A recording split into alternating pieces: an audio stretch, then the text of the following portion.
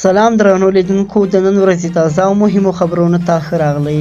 د پښتون ژغورنې غورځنګ د کوټې غړي د مظلومو او محکومو ولسونو د جمهوري سیاسي پر امنه مبارزې د ملاتړ په موخه د پی ټی ایم مرکزي کمیټې غړي زبیرشاه اغا، ملک مجید او صوبایي صدر نور باچا باندې حکومت د 16 ام پی او لاندې د نیولو امر کړی دی او دوی وایي هر وګړی د سوله سیاسي مبارزې او سوله احتجاج حق لري، خو ریاست پښتون او بلوچ د احتجاج له حقه محرومه کړی دی.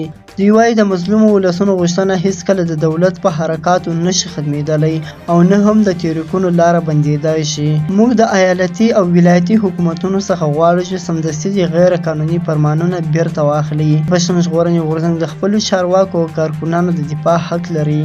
که هر ډول ناقانونه گرفتاري وشي، پښتون ژغورنې غورځنګ به له چمن او تر شیراني پورې هر ډول احتجاجونه وکړي. بل خوا د ایران او اسرایل دواړو جلا جلا د ملګرو ملتونو له امنیت شورا غوښتي دي چې یو او بل د وروستیو وژونکو بریدونو له کبله په کلکه وغندي. امنیت شورا په سیمه کې د آرامۍ غوښتنې کړې دي ځکه چې د جګړې پراخېدو اندېښنه ښکاره کړې ده.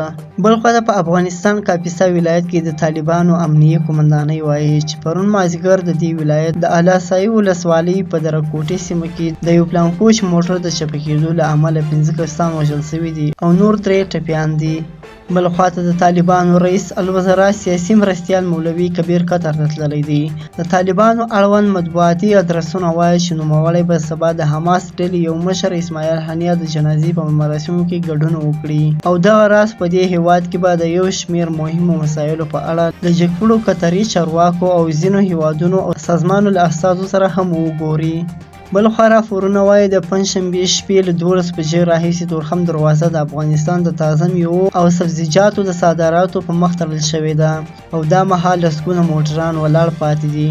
پاکستان وایي د افغانستان موټر چلوونکو ته وړاندې د توافق پر اساس د دوی له لوري ورکول شوي اسناد ټاد نور ناچله دي. موټر چلوونکي وایي دغه سند فساد یوه سرچینه ګرځېدلې ده. تورخم کې پاکستاني مامورینو ته که $1500 ورکړي کار دې خلاصوي او کنه موټر به دې همداسې ولاړ پاتې وي. دا و د نن ورځې تازه او مهم خبرونه. سبا نیوز سبسکرایب کړئ، له نورو ملګرو سره یې هم شیر کړئ.